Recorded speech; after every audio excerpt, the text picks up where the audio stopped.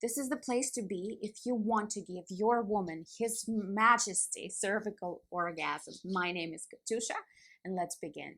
So why cervical orgasms? Because cervical orgasms are not like any other type of orgasms, because cervix is connected to the vagus nerve, and vagus nerve is a set of nerves that run through your entire body, through all major organs, kidneys, liver, heart, throat, all the way up to your brain, to the crown. So when a woman is open to cervical pleasure and orgasms, it runs really deep.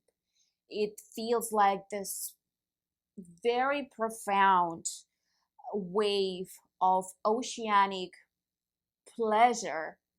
It almost feels like it's never ending, it's ongoing type of orgasm. It feels like it's healing, it's integrating. Yeah, it integrates. It feels like it, and it probably does, integrates your past experiences, your pain and your joy into the present moment. It's very healing. It feels amazing. Step number one. So first, we need to meet the cervix.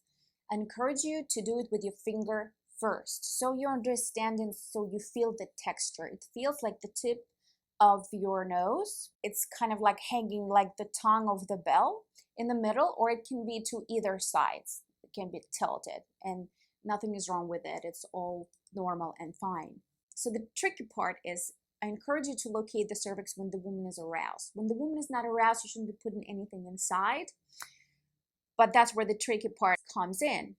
Cervix moves up and down, and when the woman is aroused, it goes really up, and it also travels throughout a month. It follows this predictable pattern around women's fertility cycle. When a woman is most fertile, the cervix again moves high up, and closer to her period, it moves really down. You can easily locate it by just putting a little bit of your finger. It sits really closer to the orifice of the vagina. So meet it with your finger first to understand and feel the texture of it. Number two, thrusting, the right kind of thrusting. Now again, it can be challenging because it depends on your endowment and on the length of a woman's vagina as well. So the best positions in order to locate and thrust the cervix and stimulate the cervix with your penis would be when you're sitting down on a sofa or on your bed, leaning back. She's sitting right on top of you, facing you. So it allows for a deeper penetration. And it's also, you face each other heart to heart. You can stimulate her breast. Her clitoris is in direct contact with your pelvis, so everything works nicely together. It's she can also turn around. Again, you're sitting down, she's sitting on top of you, her butt is facing you. It's also a good position, but I prefer the other one because, like I said, it's heart to heart. It's more intimate, and it's very important. We'll talk about it later. Intimacy is a very, very important factor in it. Or scissors, right? When you're both lying on your back, you go like that. It also allows for a deeper penetration. Sometimes when you stimulate, you're pumping the cervix, it can be painful for her because women hold lots of negative and suppressed memories and emotions in her cervix, and also traumas like birth, like abortions, pap smears. Some women can't bear when their cervix are being touched. In this way, they need de-armoring, and I'm going to make a video about that, how to de-armor the cervix and the vagina. I'm going to link it up here, and I'll put it in the description below. What you will be doing essentially with your penis is the same thing. It's de-armoring by applying this steady, gentle pressure.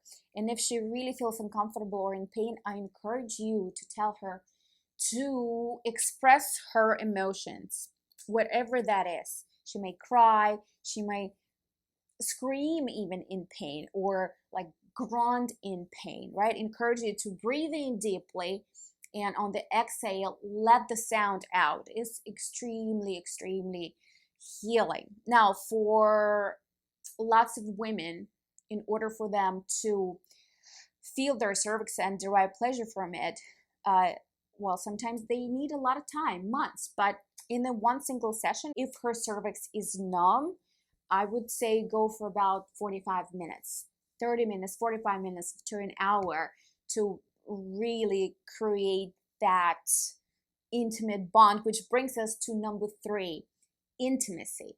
Intimacy, into me here. Create that intimate connection. Why? Because otherwise she won't be having those cervical orgasms, because cervix is connected to the vagus nerve, and vagus nerve works through a function called neuroception, which means your brain on the unconscious level is constantly scanning the environment for the potential danger. Since it's happening unconsciously, even if she wants to surrender to you, if she wants to feel safe with you, but she's not, those cervical orgasms won't happen. That's why you need to create that bond in order for her to surrender to you and to surrender to her emotions and to allow that oceanic waves of pleasure to enter and soar through her body.